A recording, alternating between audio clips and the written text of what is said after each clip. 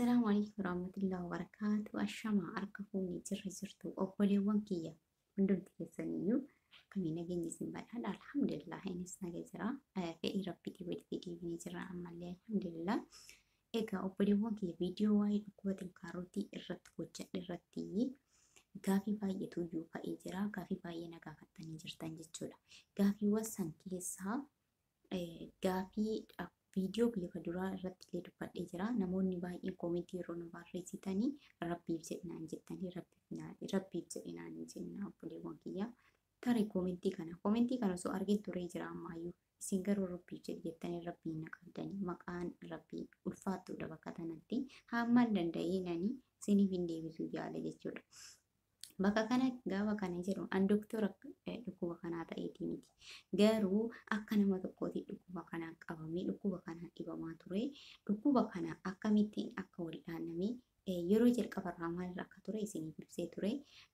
Ammallee gaafii na gaafatanirra hundaa'ee hanga irra deebi'ee ifa isiniif godha. Akka nama dhibamee dhukkuba kanaan cinqamaa ture. Erga yaalamee illee natti deebi'ee erga natti deebi'ee mana yaalaatti osoo hin deebiin mana keessatti tajaajilamaa ture akkuma dura isinii ibse akkami akka tajaajilamaa ture dura isinii ibsee jira ammallee irra deebi'ee isinii ibsa obboleewwan kiyya uummata akka rakkoon qabu gatiin kaffalu garuu isin ammoo hubachuun yoo dogongoree jiraate wanta isinii ibsu kanatti irratti yoo wanti dagadhee jiraate koomentii jala naa kaayaa garuu rabbiif jedhinaa obboleewwan kiyya dhiifama wajjin rabbiif jedhinaa bakkeen fi ulfaattuudha obboleewwan kiyya. Kanaaf ammallee mallattoo isaa maalidha jettanii koomentoota irra gurroonni gaafatan namoota baay'ee jira koomentii keessan argaan ture. Mallattoon dhukkuba tinkaarotii jalqaba irratti gogiinsa garaatii fi ittansuu fida akkasumas dadhabbii mataa yookaan dhiiga jechuudha. Hanqina dhiigaa akka nama hanqina dhiigaa fudhatetti yeroo dhaabbattu mataa si dadhabsiisa yeroo duumessaa qaama kee akkanumatti si butuchaa dadhabbii sitti akka waan waamata ragattaanii sitti gadi fe'ataa jechuudha yeroo duumessaa sitti deeba sitti ulfaata. Mallattoon isaa irra guddannaa ittansuu garaa gogiinsa garaadhaa kan inni uumu jechuudha. Gara shimana ficcaan yeroo deemtu ofii uumaa gadi siin bahanii ittansuu sitti baay'ata. Garas si gogaa ergasii booda ammoo ittansuu sana booda afaan udeerraa aksi hoosisaa mallattoo isaa keessaa akkasumas yeroo ati shintibeet irratti hittee ittantu dhiigni ni yaa'a. Dhiigni yeroo yaa'u garuu siin dhukkubu dhiigni callisee ni yaa'a jechuudha. Dhiigni gadi ba'a. Eessaan ba'a jechuun keessanii oolu qaama saalaa duubaatiin ba'a. Udee isa jedhamu keessaan ba'a jechuudha. Ergasii booda ittansuu yeroo dheeraatu akkasis yoo sirra ture ta'e afaan udee sana irratti si hoosisa. Yeroo hooqxu baay'ee sitti tola.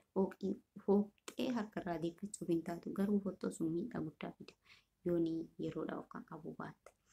Ni hooqsisaa erga hooqxee booda afaan udee irratti maaltu bahaa fakkeenya dhullaa hantuutaa jennaan qaqal'attee gadi yaati.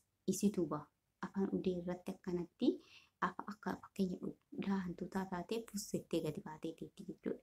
Yeroo ati hidhattee ittantu wanta akka dhullaa hantuutaa kana fa'aa udee irra si bahe suni dhiiga kuufata. Dhiiga kuufatee akka muchaa hoolaadhaa hin woxxaramtee dhaabbatta kana gaafa dura jalqaba sirra baatu garuu hin lallaafti. Gaafa jalqaba sirratti baatu hin lallaafti. Ergasii booda dhiiga kuufattee ittantuun dhiiga kuufattee akka nama muchaa hoolatii yeroo aannan qabee akkasi woxxaramti jechuudha. Gaafa woxxaramte sana immoo yeroo ati gadi teettee ittansuu sanii dhattee qorxamti. Hin baqatte jechuudha. Addaan baqatte. Yaa gubaa horoon argitanii jirtan horoon argitan ta'e koomentii jalas nuuf kaa'uu dandeessan. Yaa gubaa isaa gubaa yeroo inni qorxame jechuudha.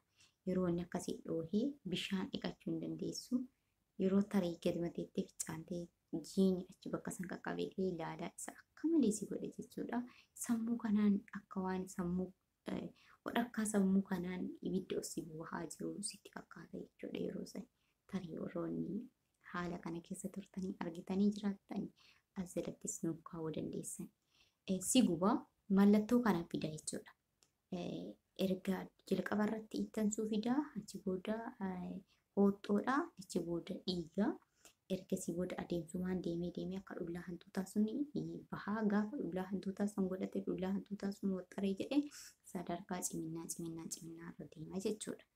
Ergasii booddee hinni qurxamee innummaa madaa'ee afaan udee natsama akka waan si shokotaa'eetitti akka waan si shokotaa'eeti guutuu isaa akka waan cittaa'ee kinoo gisee daa'imman cittooftee qaamni isiitii hooxxee cittaa'ee akkasitti quunca'ee jedhu akkasitti quuncaafa udeedha jechuudha.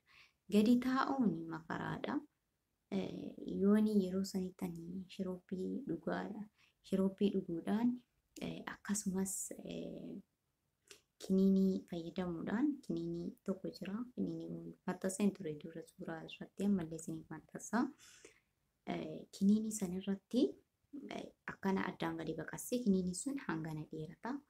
Kiniinii san qaama saalaa kiyya duubaan udeedhaan galchaa ture. Yeroo isaan galchuu hodhakkaa sa'aatiitii fi akka malee si guba ibidda sammuu kanaa si baasa jechuudha yeroo sanii fi erga sana booddee maal godha akka nama baasaan garaa gatisi dhufeetitti hufuu godheetii qaama keessaa hundi lalaaffisee baasa jechuudha qoshaashaa qaama keessaa.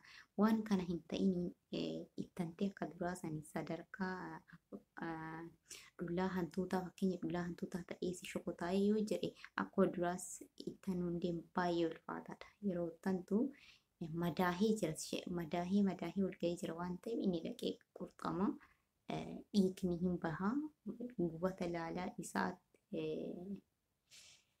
yeroo akkana taasa'anii baay'ee salphata garuu yeroo sun baay'ee ulfaataadha. Anaaf yeroo yaadadhoonan ammallee amma natti fakkaata garuu alhamdulillahi amma nama kana ta'uun koo anaafi eebjuu natti fakkaata yeroo tokko jechuudha gola ormaa keessa taa'ee jechuudha yeroo sanitti. Mallattoon isaa walumaa galatti kana fidaa jechuu kana fakkaata. Akkamitti ofirraa yeroo jalqabaa inni nu qabu sanii yeroo jalqaba nutti dhagahamu sanii yeroo nu ittachiisu sanii yeroo nu hooqsiisu sanii maal fayyadamuu qabna warroonni jettanii ani yeroo dhukkuba kanaan qabamu dura akka ammaa kanatti ifanaaf hin ta'an dhuffataa turelleedha.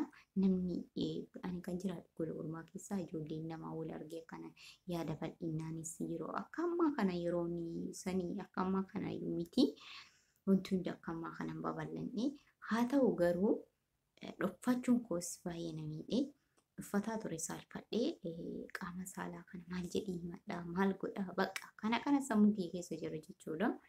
Egaa osoma akkas ta'u inni narratti cime jechuudha. Amma isin maal gochuu qabdanii warroonni jalqaba mallattoon hooqxoo ittansuu gogiinsa garaatii fi hooqxoon isirratti argamu maal gochuu qabdanii yeroo akkasitti inni isin hoosisu sanii qullubbii jechuudha.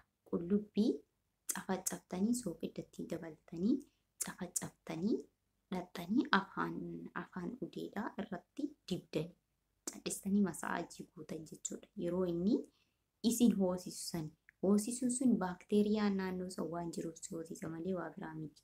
Baakteeriyaa waan naannoo sun kuufamee jiru baakteeriyaa sun nyaata jechuudha. Qullubbii fi soogiddi salphatti baakteeriyaa san naannoo sinii ajjeesa waan ta'eef baakteeriyaa sanii akka ajjeesuuf qullubbii fi soogidda walitti cafacaftee gootee dhaxxee afaan udee irratti masaajii goota jechuudha. Afaan udee irra dhaxxee masaajii goota itti riddaa suuta jettee masaajii gootee yoo jette baakteeriyaa naannoo san jiru soogiddaa fi qullubbii ajjeesa waan ta'eef sirraa gadi du'a. Yoo dhaxxee hooxxee jettamuutuyyuu shif jedhee boodamuu makaraa si agarsiisa jechuudha. Makaraa si agarsiisa. Hedduu takka inni faaddeen ture yeroo sanii nama kana ta'e jedhee yaanne alhamdulillahi rabbi waan hin dandeenye qabu sababa waan hin fayyadamne mana sababa naaf godhee har'a nama kana ta'e jechuudha. Kanaaf soogiddaa fi qullubbii fayyadamta. Qullubbii kallattii hedduu fayyadamuu dandeessa. Yoo barbaade cafacaftee soogidda wajjin afaan masaajii godhuu dandeessa. Yoo barbaadde ammoo qullubbii akkanumatti fuutee gadi baqasitee keessa isaa akkana tokko raantee addaan baqasitee jechuudha. Akka bishaan hoosiif yeroo itti riddu fooliin bishaan keessa jiru sun afaan irratti gadi sii ba'uu fi bisaan gabbastee dhaxxee masaa ittiin godhuu dandeessa. Qullubbii fireema isaa akkana gadi baqasitee akkana cafacaftee garaa isaa keessaa itti riidda jechuudha. Iddoo inni akkasii si nyaatus yeroo inni akkasii soosu san jechuudha. Hooqxoo hin hooqi. Ifama gonkumaayyuu hin hooqi. Hooqxoo garuu yeroo hoottu baay'ee sitti tola. Akkan hooqxuuf akka daraa itti deddeebitee hooqxuuf kan inni si nyaatu jechuudha. Sitti tolallee yeroo sanii garuu yeroo booda immoo makaraa agarsiisa waan ta'eef hin hooqin. Inni biraa ammoo tuyyuu maal goota bishaan qorra keessaa bahee soogidda kan itti fayyadamtu osoo argattee soogidda kashinii soogidda ashaboo akka biyya keenyaa san jechuun kashinii daakamaa kan ta'e osoo argattee irra bareedaadha. Bishaan qorra keessaa xiqqoo baastee waa itti naqattee bishaan sanarra teetta akka qaama saalaa udeessanii wal argatu goota bishaan sun jechuudha. Bishaan soogiddaa sun qorra keessaa bahe ta'uu qaba bishaan qorra keessaa bahe maankaa 2 maankaa roozaa soogiddaa kashinii kana yoo argatte isa itti naqxee waliin dhooftee ergasii booda irra teetta. Irra teettee daqiiqaa 10 irra turta. Akkan udee kanaan wal argatu taasisuu qabda. Udee kanaan dirqama bishaan udee kanaan wal argachuu qaba. Bishaan soogiddaa amma kana qorra keessaa bahe sun jechuudha. Irra teettee daqiiqaa 10 irra teettee achi kaatee dhiqatta. Garuu osoo bishaan kanatti fayyadamne dura dhaxxee udee kee qulqulleessita. Dhixxee qulqulleessitee bishaan kan fayyadamuu qabda. Akkasumas qullubbiis osoo hin fayyadaminiin dura dursa udee kee bishaaniin dhixxee qulqulleessuu qabda. Inni biraa ammoo yeroo inni si laalatee si gubatu ammoo telcii yookaan baradoo kiliiniksiidhaan qabdee dhaxxee afaa udee sanirratti akkamitti qabda daqiiqaa muraasaaf. Yeroo sani sammuu kana waa osii ba'uuf ta'anii garuu obsitee itti qabda. Lip jedha jechuudha. Baakteeriyaa haala kana ajjeesuudha. Ani yaala irraa faayidaa argan. Opereeshinii bilaashumatti ta'e opereeshinii ta'ee natti deebi'a. Mana keessatti erga natti deebi'e kallattii kanaadhaan kan ani yaalame jechuudha. Kanaaf obboleewwan kiyyaa kanaaf kan kana fakkaatanii fayyadamuun loomiin inni biraa baqasaa loomii gadi baqasitee yeroo inni akkasii nyaatu baakteeriyaa naannoo sanii si nyaatu sanii loomii gadi baqasitee afaan udee irra dibachuu. Afaan udee irra yoo dibattee yoo fayyadamte sirriitti masaajii yoo goote baakteeriyaa naannoo sanii siin ajjeesa waan ta'eef hooxxoo sun akkasirraa gadi du'uuf kan inni si gargaaru jechuudha. Kanaaf obboleewwan kiyya itti fayyadama gatii hin kaffaltanii yoo wanta sirra gaafii isiniif ta'e jiraate akkasuma viidiyoo amanatti dheerateera nyaata inni irraa ittiin sitti akka inni bazza'uuf yookaan sitti akka inni deddeebi'uuf isaan qarqaaraan qabadhee isinii dhufa viidiyoo biraa irratti inshaallah nyaatota inni jibbuu fi nyaatota yeroo nyaatte sitti bazza'uu fi akka inni daraan sitti cimu kana haala mijeessuun nyaatota baay'ee jira waan ta'e nyaatota san inshaallah qabadhee hanga isinii dhufatti turtii gaarii naaf turaa. Viidiyoon irratti dheerateera. Viidiyoo biraatti hanga walitti deebinutti baay baay.